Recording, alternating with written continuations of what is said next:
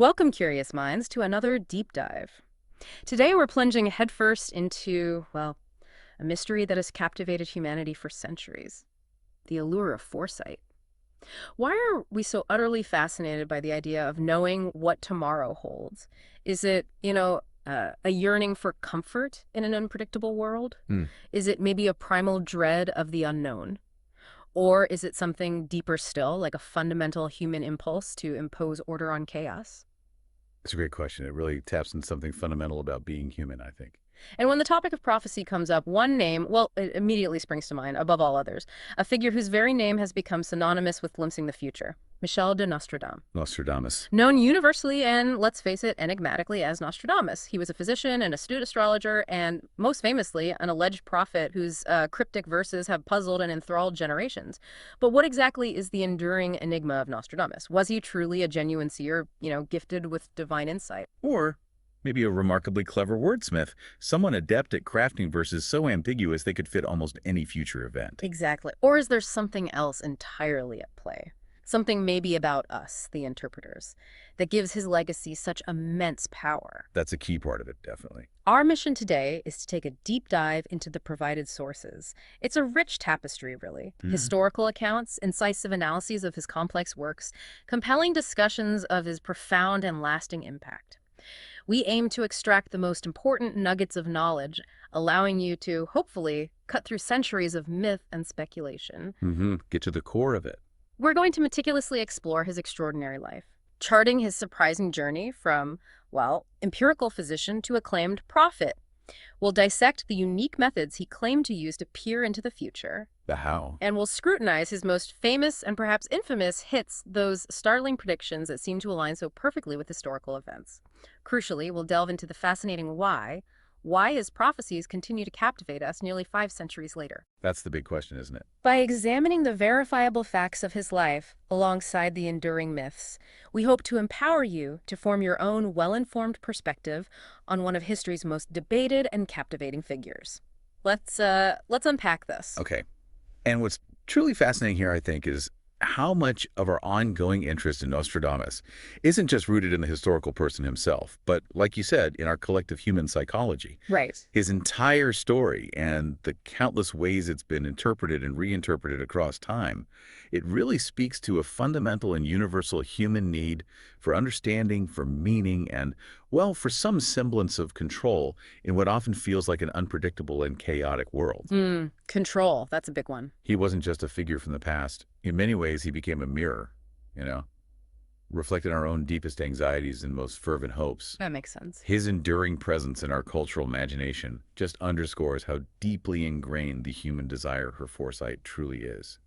Aye. The man behind the quatrains, Nostradamus' formative years and shifting path. That's an excellent way to frame it. So, to truly begin to understand the legend that Nostradamus became, we absolutely have to start with the man himself, Michel de Nostradamus, born 1503, Saint-Remy-de-Provence, south of France. He wasn't just some, isolated ethereal mystic who appeared out of nowhere. Not at all. Far from it. On the contrary, he was very much a product of the European Renaissance, a period of, breathtaking intellectual curiosity, burgeoning scientific advancements, but also, paradoxically, deep-seated societal anxieties. Absolutely. You have to picture the time.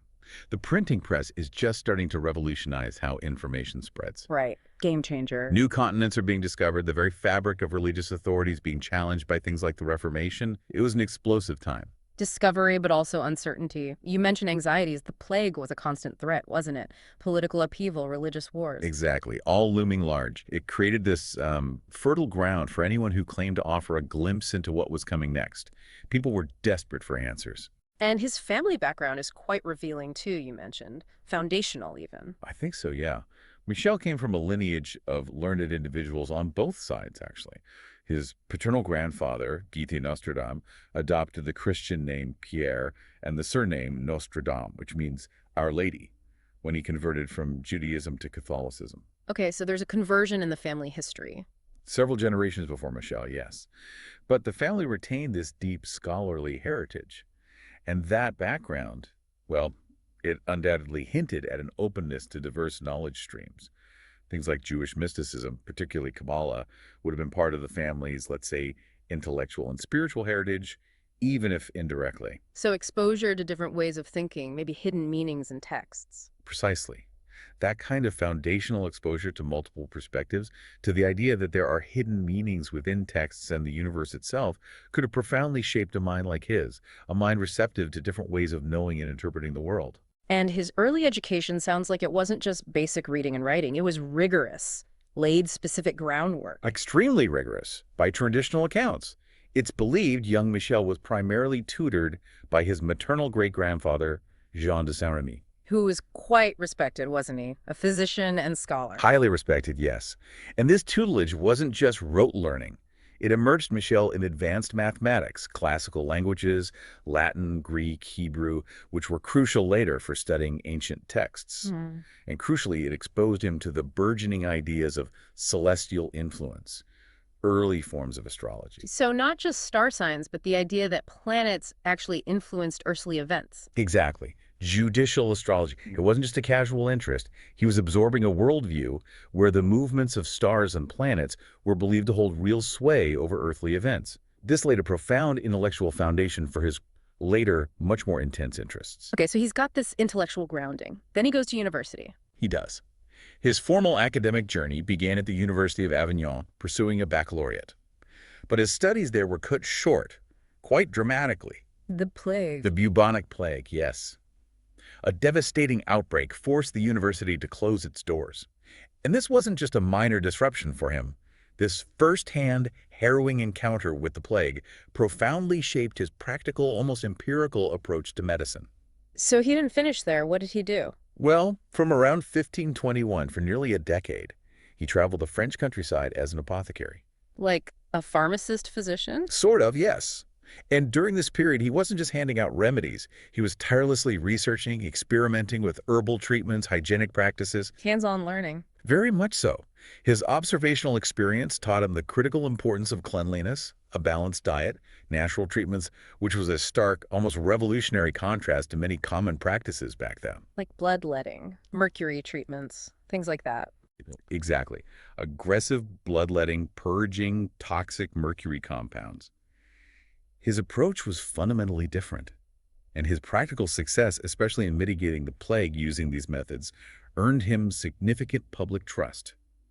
His reputation started to grow. It's quite incredible, isn't it? The man who becomes synonymous with mystical prophecies started out as this effective, almost progressive medical practitioner. It's fascinating duality. He later formalized his training at the prestigious University of Montpellier in 1529. One of Europe's top medical schools. And got his license. There was some debate about him being an apothecary before, right? There was some debate, yeah. Apothecaries were sometimes seen as, well, less prestigious than physicians. Yeah. But the prevailing view is he successfully obtained his license around 1525. And it was around this time he adopted Nostradamus. The Latinized name. Right. Common practice for scholars then. It signaled a rise in status, a connection to classical learning. He wasn't just treating people, he was building a serious professional reputation. And he was good at it, particularly the plague.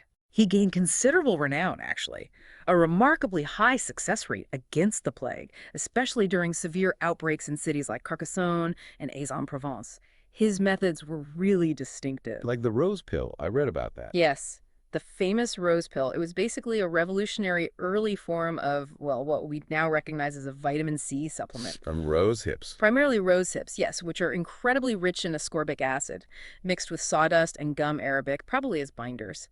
This wasn't magic. It was scientifically astute, observation-based medicine in an era where scurvy was common and basic nutrition wasn't well understood. And that practical success built his fame. Absolutely. Significant local celebrity, financial support from grateful towns, even royalty took notice. King Francis the Rest himself invited Nostradamus to consult on the plague in Lyon in 1546. Oh. So what's truly fascinating here, and often overlooked, is how this practical, empirical, evidence-based medical background directly contradicts that popular image of the purely mystical, detached prophet. Right. He wasn't just floating around having visions. Not at all. He was deeply engaged with the scientific thought of his time, but also pushing its boundaries, prioritizing what worked over tradition. This duality is absolutely central to his whole story. That's a crucial point, really grounds him. But then Then something devastating happened, didn't it? A real turning point. A profoundly devastating event, yes. It seems to have triggered a significant shift in his path. In 1534, while he was away on a medical mission, his first wife, Henriette d'Ancos, and their 2 young children tragically died. From the plague, the very thing he was famous for fighting. Exactly, an immense personal loss and also apparently a public blow. Some critics noted his inability to save his own family, casting a shadow on his earlier triumphs. That must have been unbearable. It deeply affected him. It led to what historians sometimes call his lost years, about a decade of nomadic travel, possibly across France, maybe even Italy, a period marked by deep introspection and a profound intellectual quest. So, what does this all mean? I mean, did this awful personal tragedy, combined with the subsequent decade of intense study, did that become the catalyst? The thing that pushed him definitively towards the prophetic path? I think it's impossible to overstate the impact. This period of deep introspection and extensive study was undoubtedly the pivotal turning point. During these lost years, Nostradamus reportedly delved much deeper into, well, the occult and esoteric knowledge. Including things like Jewish mysticism, Kabbalah. Yes, Kabbalah specifically is often mentioned.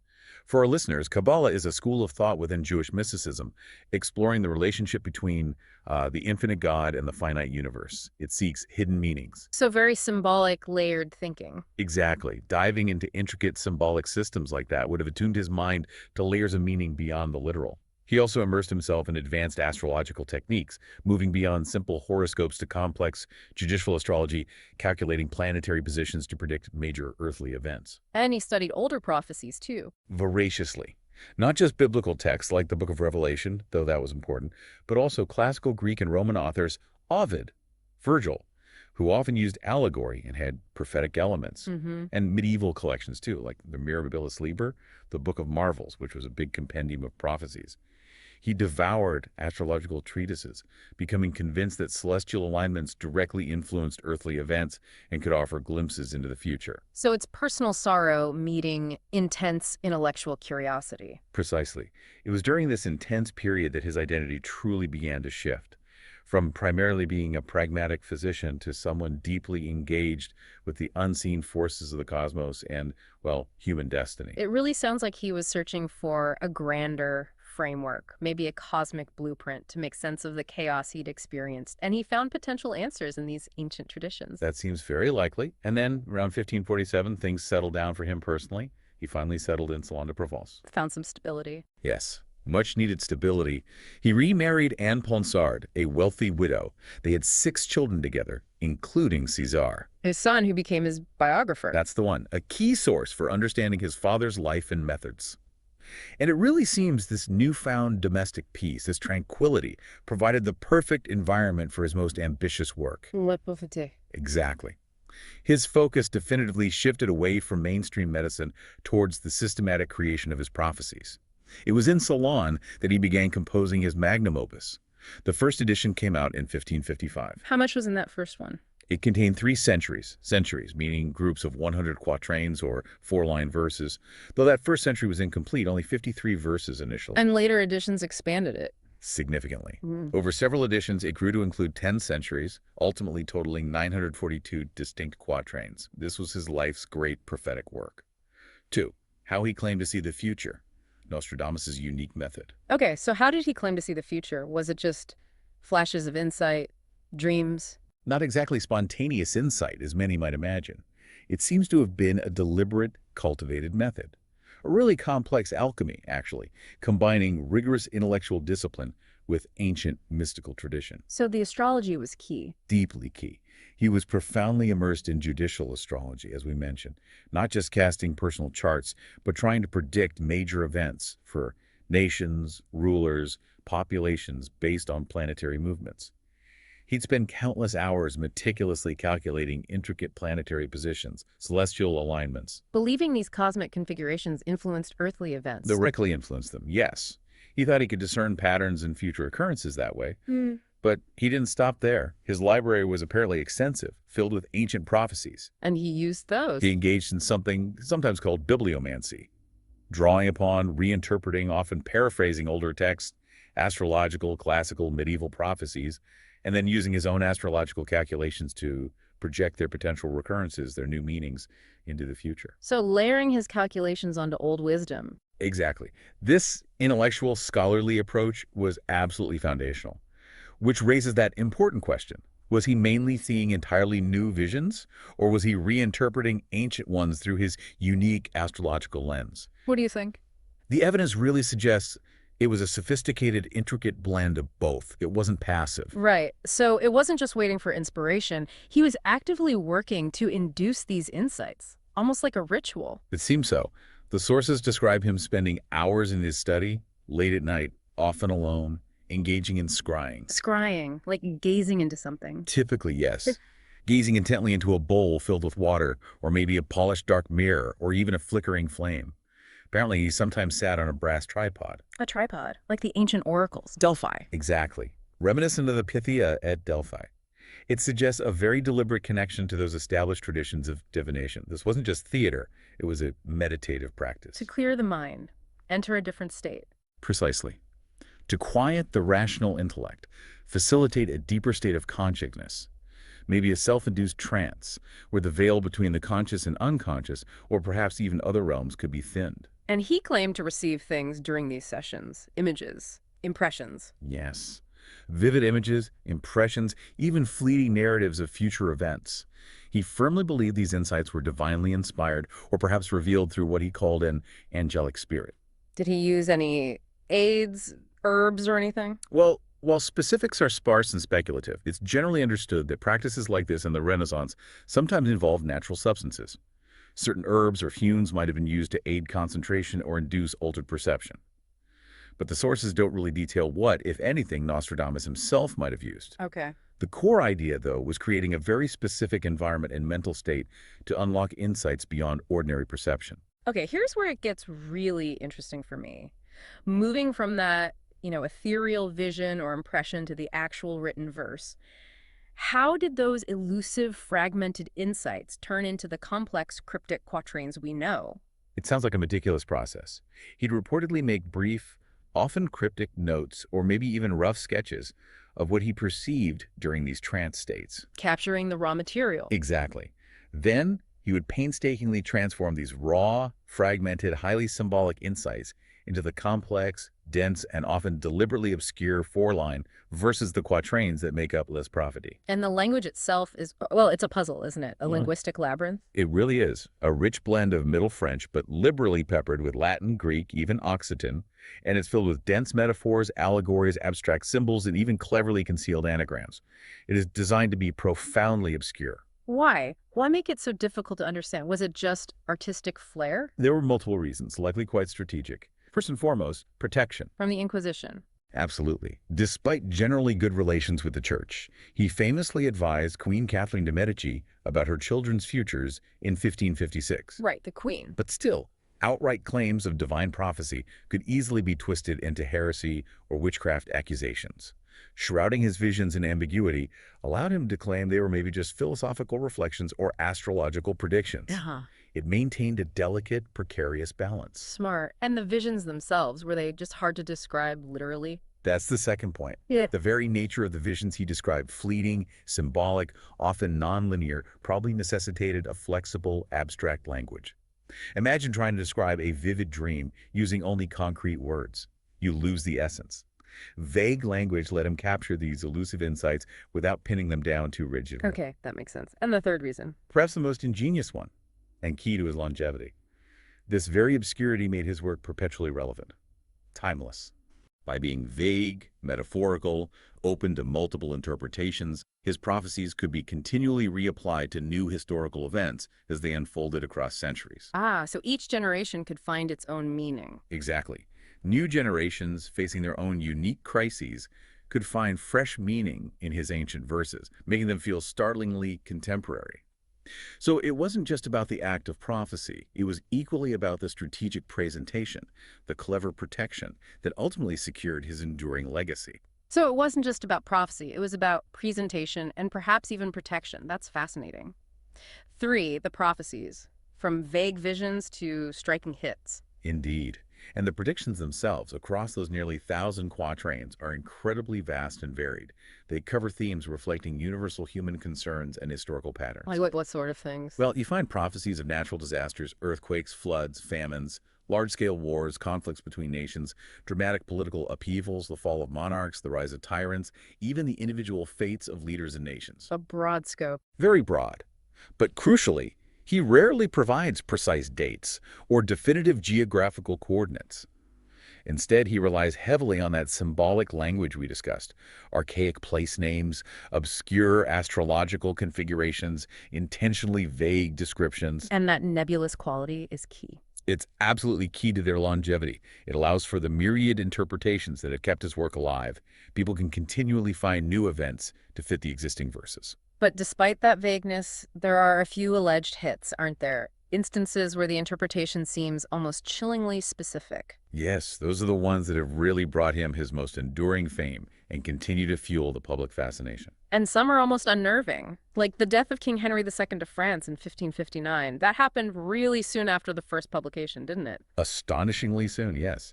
Within just 4 years of Les Prophéties' initial publication in 1555, that gave it immediate, undeniable power. What did the quatrain say? It's century of quatrain 35, right? That's the one.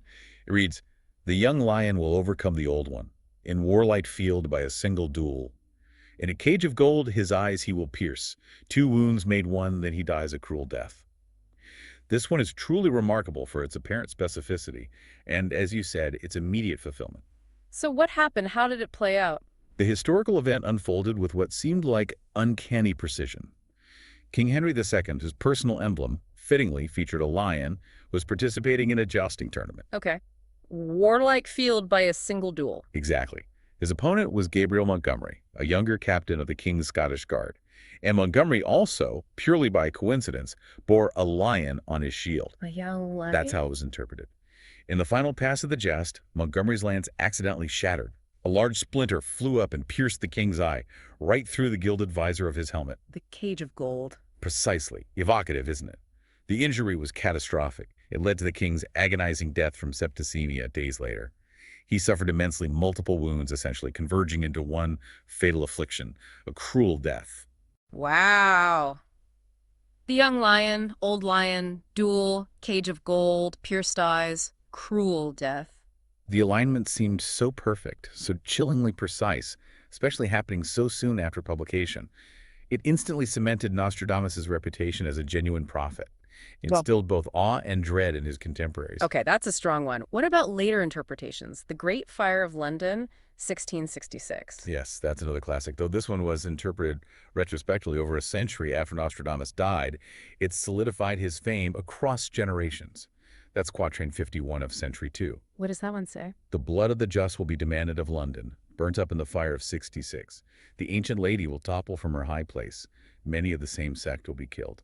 London in 66, that seems pretty direct. Incredibly compelling, retrospectively. The explicit mention of London and what was readily interpreted as the year 1666, the year of the catastrophic fire that destroyed much of the city, created this powerful link. The imagery of a city burnt up in the fire, and later interpretations linking it to divine retribution, or maybe a symbolic cleansing ending the plague that hit London just before. Right, the plague link.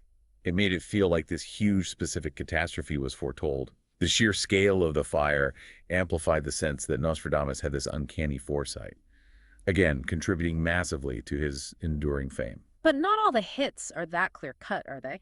What about the ones linked to the 20th century? Hitler, the World Wars. Those seem more interpretive.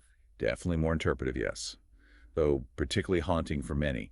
People point to verses predicting cruel wars, a leader rising from the depths, causing terror and chaos. And then there's the really enigmatic mention of Hister. Ah, yes, Hister. That's quatrain 24, century 2. Correct.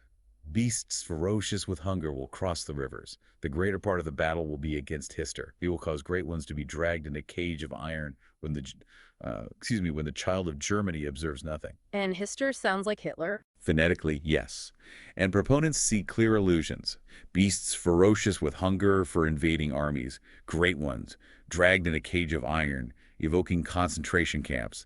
Nazi brutality. It resonated deeply with those who lived through or studied those horrific times. But what do academics say? about history. Well, if we connect this to the bigger picture and look linguistically and historically, Hister was actually a common, well-documented Latin term for the lower part of the Danube River. It appeared frequently on maps from Nostradamus' era. Oh, so the phonetic similarity might just be coincident. That's the view of most scholars, yes. Yeah. Purely coincidental. And this interpretation really highlights a powerful human tendency, doesn't it? How desperate people were, and still are, to find meaning, preordination in unprecedented evil, even if it requires some linguistic stretching, some confirmation bias. The mind wants patterns, especially in chaos. Exactly. It seeks explanations. It's a testament to that search for answers. And similarly, what about the atomic bombings? Hiroshima, Nagasaki, 1945? Have those been linked back? They have, yes. Often chillingly applied to highly generalized quatrains. Verses describing devastation like, within 2 cities there will be scourges, the like of which was never seen. Vague, but evocative. Very. Or phrases like famine within plague, people put out by steel, or fire from the sky. And the atomic bomb was unprecedented. A terrifying, entirely new level of destructive power. It irrevocably changed warfare, global politics. So the idea that such an apocalyptic scourge could have been conceived even abstractly by a 16th century prophet, well, it evokes a profound sense of cosmic foresight into our self-destructive potential. The imagery of mass annihilation, sudden devastation, it aligns with the essence of nuclear terror. It allows these vague verses to be retroactively fitted to events that defied comprehension at the time. Again, it's that classic example of backward application, fitting the event to the prophecy after it happens. That flexibility is key. And there are lots of others, right? More strained interpretations. Oh, many. Proponents cite numerous instances, though they often require considerably more, let's say, creative gymnastics. Like the French Revolution. Yes, some link verses about songs, chants, and demands from the enslaved to the cries for liberty in 1789. Or Napoleon Bonaparte.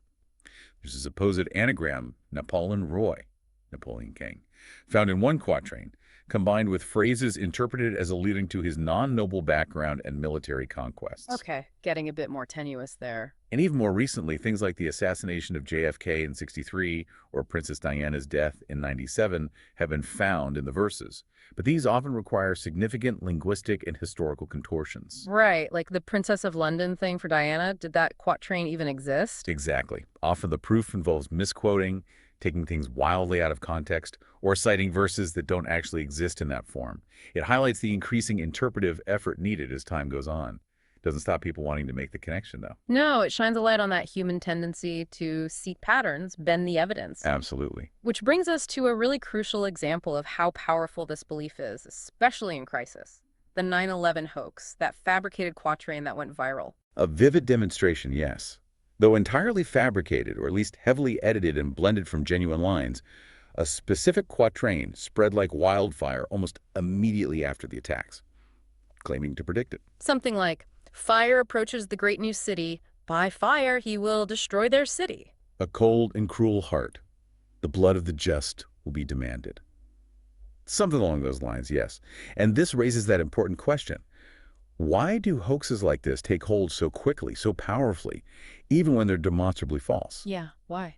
Well, in moments of overwhelming collective shock, grief, trauma like the world felt on 9/11, people instinctively turn to familiar prophetic or explanatory sources.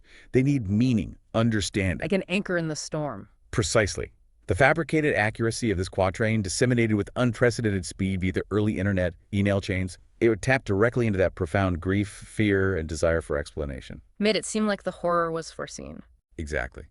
The idea that this specific modern tragedy was somehow predestined, revealed centuries ago by a revered prophet, it was profoundly haunting, and for many, strangely, almost comforting, even though it was based on misinformation. Comforting. How It so? suggests a grander framework, maybe a hidden plan. It helps comprehend overwhelming, chaotic events that defy rational explanation in the moment. It speaks to our deep psychological need to believe things aren't just random, meaningless chaos. 4. Beyond the headlines. The breadth and ambiguity of less prophecies. It really does. And beyond these, more famous and often debated examples, Les Propheties covers such a huge range of human experience, doesn't it? A vast canvas. Incredibly vast. He alluded to numerous future papal transitions leading to some tenuous claims over the centuries about a final pope or identifying specific pontiffs. Right. And technology. Did he hint at things like flight or submarines? Well, interpreters certainly think so. They point to phrases like fire from the heavens or birds in the air, used in contexts that seem to go beyond just, natural phenomena or actual birds. Some see hints of flight, underwater vessels, even space travel. Hmm. Stretching it maybe, but interesting. And environmental shifts are frequent themes too. Prolonged droughts, devastating floods, changes in sea levels themes that resonate powerfully today with climate change concern. Of course. And economic crises, Yeah. always relevant. Perpetually relevant. He describes periods of profound famine, scarcity, monetary upheaval. Given the cyclical nature of economies, these often find new, alarming resonance in every downturn or recession. And religion, ideology. Deeply explored. Religious conflicts, the rise of various spiritual or ideological movements, reflecting the intense tensions of his own time, but projected onto the future. This allows interpreters to map them onto everything from the Reformation to modern ideological clashes. The sheer breadth means there's almost always something in there that can be made to fit current events. Which brings us back to the real genius, perhaps. The secret to his longevity. The profound power of ambiguity. Absolutely. The quatrains are packed with abstract nouns, obscure astrological symbols, historical allusions open to multiple interpretations, fragmented dreamlike imagery. And almost no specific dates. Except maybe that 66 for London, but even that's debated. Right. Very few seemingly specific dates. And then you have the deliberate obscuration techniques. Anagrams like Mabus, which people link to various modern figures but remain stubbornly undefined. So what's the result of all this? The result is this vast, open-ended canvas for subjective interpretation. Nostradamus' works aren't usually fulfilled predictively. They're fulfilled after the fact, retroactively. People find the event, then find the verse. Exactly. They scour the quatrains for a verse that could be made to fit, often stretching the original meaning. This linguistic structural elasticity is precisely why his work has endured. It transcends its original context. So the vagueness isn't a weakness, it's the key. It's fascinating, isn't it? The very vagueness that makes them scientifically unprovable, untestable, is precisely what makes them culturally enduring, eternally relevant. They're like a complex Rorschach test for history. A Rorschach test for history. I like that. Each generation, facing its own anxieties, religious wars, revolutions, pandemics, modern conflicts, looks at the same vague canvas and projects its specific fears and hopes onto it, thereby constantly fulfilling the prophecy anew in their own minds. It's quite brilliant, in a way. Shows an understanding of human nature. And important to remember, Les Prophecies wasn't his only work, was it? Or even his most popular during his lifetime. Not at all. His almanacs, the annual astrological calendars and predictions, were immensely popular, far outsold the obscure quatrains back then. What was in the almanacs? A blend of astrological forecasts, weather predictions for farmers, crop yield estimates, even practical health advice, all delivered in simpler, much more accessible language. They were practical guides for 16th century life. So he still had that practical side. Very much so. He also wrote a book with practical advice on things like cosmetic recipes, food preservation techniques. Really? Cosmetics? Yes. Apparently, there's a recipe for an aphrodisiac jam, methods for preserving fruit, how to make facial powders and dyes. These other works really show his continued interest in tangible, practical knowledge. It grounds him in the everyday realities of his time, a fascinating counterpoint to the ethereal prophet image. He wasn't just staring into bowls of water all day. Clearly not. He was deeply engaged with people's day-to-day lives, their health, their food, even how they looked. The enduring enigma.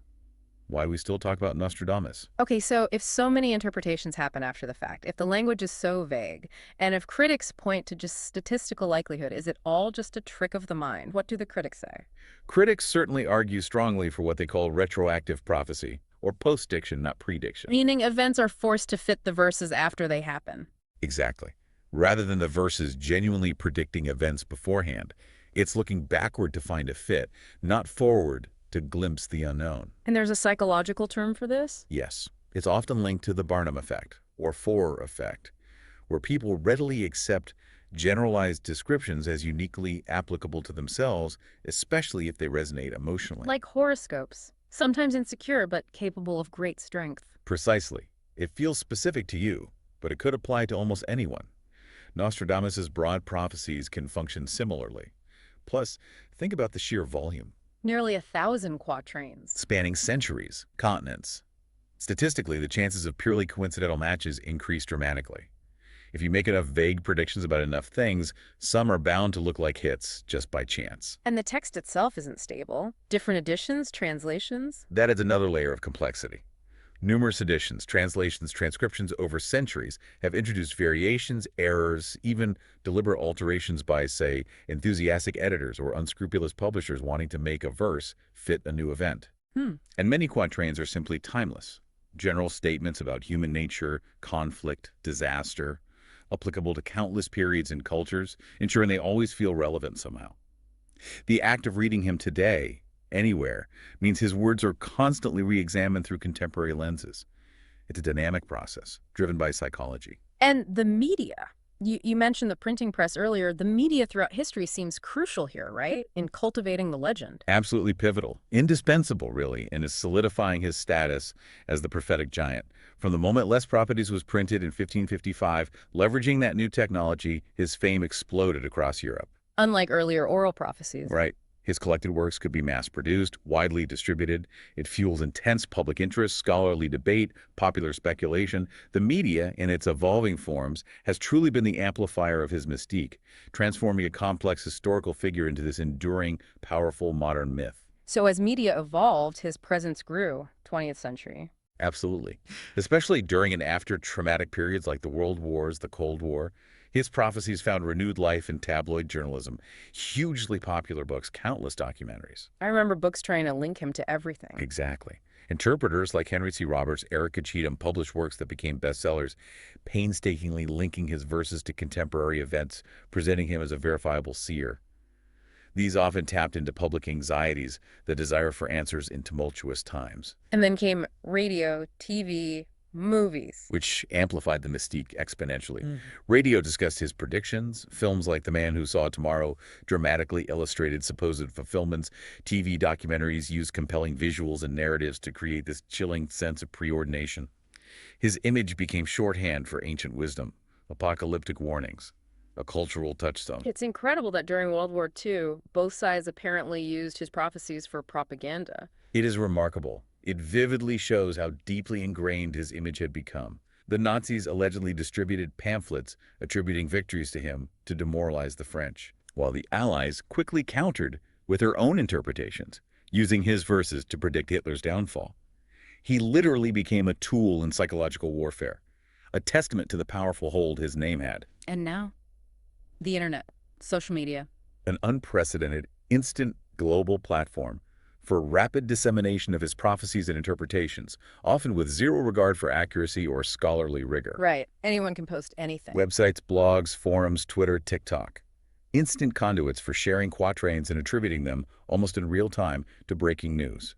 The 9/11 hoax spread globally via email and early forums like wildfire. Showing how quickly misinformation tied to him can spread in crises. Exactly. Every significant global event, pandemics like COVID, geopolitical conflicts, economic downturns, natural disasters, sees an immediate resurgence of online discussions trying to prove Nostradamus predicted it. This constant, often uncritical media engagement cements his place. Which brings us back to that key question. Is our persistent fascination centuries later more about him, or ultimately more about us? That really feels like the core of it. The psychological underpinnings of belief seem so powerful. The fuel for his legacy. It seems inescapable. There's that fundamental human need for certainty, for order, for predictability in a world that often feels chaotic and uncertain. Prophecies offer a sense of control, meaning A powerful sense, yes. Even vague ones. They provide a framework to understand overwhelming events that otherwise feel random, terrifying. and the vagueness helps with confirmation bias. Profoundly enables it.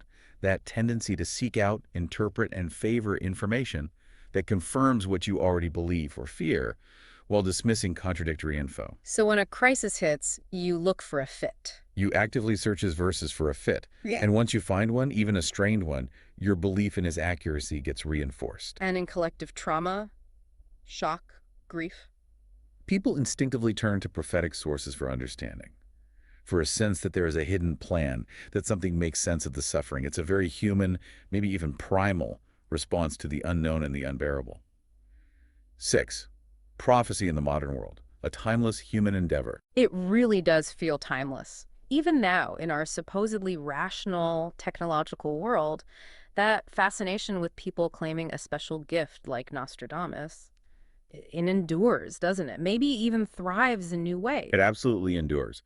While there aren't figures today with the same widespread historical authority, the fundamental human desire to believe in those who can somehow pierce the veil of the future persists with remarkable resilience. We still look for that edge, that glimpse. And modern society certainly has individuals or groups claiming similar abilities, just maybe operating in different spheres: psychics, seers, remote viewers. Or even people interpreting big data, predicting trends with uncanny accuracy. Exactly. Economic trends, political shifts, health crises. The underlying appeal is the same: the promise of foresight. These contemporary claimants often operate in niche communities or gain episodic public attention during widespread crises when collective anxiety spikes. It's a testament to that enduring quest. We keep looking for signals for someone to tell us what's next. And it all stems from those deep psychological needs we keep coming back to, right? I believe so. The mind's inherent drive to find patterns, even where none exist. That profound comfort derived from a sense of order, predictability, a grand design, and the powerful, almost desperate desire to mitigate fear by anticipating what lies ahead, to get some warning. We're wired to seek meaning, try to control the future. It seems so. And just like with Nostradamus, interpretations of modern pronouncements, whether from psychics or complex AI models, often become clearer only in hindsight. Retroactive fitting again, confirmation bias. Pervasive confirmation bias. Yeah. And the modern media landscape, with its instant communication, fragmented information, powerful echo chambers, it just amplifies these claims with unprecedented speed. So they gain traction through resonance, not necessarily accuracy. Often, yes. Through resonance with prevailing anxieties, the collective wish for guidance. If we connect this to the bigger picture, it profoundly demonstrates that humanity's quest to unlock the secrets of the future, to peer beyond the horizon. It remains a powerful, perpetual, perhaps inescapable endeavor. Just like Nostradamus offered a framework for his turbulent era. So too do modern prophetic figures, spiritual or secular, attempt to provide solace, understanding, and meaning in our own complex, uncertain times. Outro. And there you have it, our deep dive into the enduring enigma of Nostradamus. He remains, well, a truly captivating figure, doesn't he? A remarkable blend of Renaissance physician, astute astrologer, and yes, enigmatic prophet. His legacy transcends history. It's firmly entrenched in the realm of enduring myth. His story is a testament not just to his intellect or mystical practices, but perhaps most importantly, to that ongoing, undeniable human need for meaning, for order, for a glimpse into the unknown. And his very ambiguity, paradoxically, rather than detracting from his fame, has really been the secret to his longevity, his pervasive influence. Right. It lets each generation find its own reflections, its fears, its events. Exactly. Mirrored within those cryptic verses. He didn't give us clear, definitive answers, but he gave us a framework to search for them, or maybe, as you said earlier, to impose them ourselves. So, what does this all mean for you listening right now? As we navigate an increasingly complex, interconnected, uncertain world, the enduring story of Nostradamus isn't just about some 16th century seer. It's more than that. It's a profound reflection on our own deep-seated need for answers, for control, for understanding the unfolding tapestry of history. Does our continued powerful fascination with prophecy truly reveal more about the future itself? Or perhaps. Or does it maybe reveal far more about ourselves, our own anxieties, our desires, our persistent human condition? What truths do we truly seek in the unknown? And what comfort do we ultimately find in the notion that some grand design might actually be at play? Something to think about. Definitely something to think about. Until our next deep dive.